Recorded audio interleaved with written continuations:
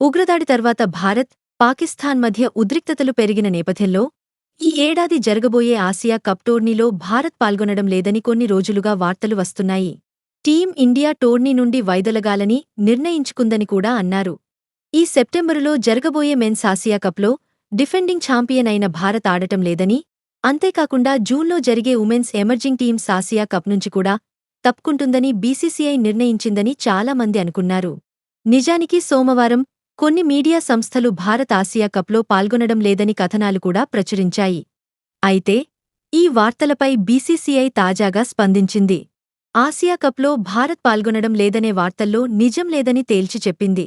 ఈ టోర్నీ గురించి బీసీసీఐ ఇప్పటివరకు ఎలాంటి చర్చలు కూడా జరపలేదని స్పష్టం చేసింది. ఈ విషయంపై బీసీసీఐ కార్యదర్శి దేవజిత్ సైకియా మాట్లాడుతూ, సోమవారం ఉదయం నుండి ఆసియా కప్ మరియు women's emerging teams Asia cup టోర్నీలో పాల్గొనకూడదని బీసీసీఐ నిర్ణయించినట్లు కొన్ని వార్తా కథనాలు మా దృష్టికి వచ్చాయి. ఆ వార్తల్లో ఎంతమాత్రం నిజం లేదు అని అన్నారు. ఈ ఏసీసీ ఈవెంట్ల గురించి బీసీసీఐ ఇప్పటివరకు ఎలాంటి చర్చలు జరపలేదని ఆయన తెలిపారు. ప్రస్తుతం బీసీసీఐ దృష్టి అంతా ఐపీఎల్ను విజయవంతంగా నిర్వహించడంపైనే ఉందని ఆయన చెప్పారు.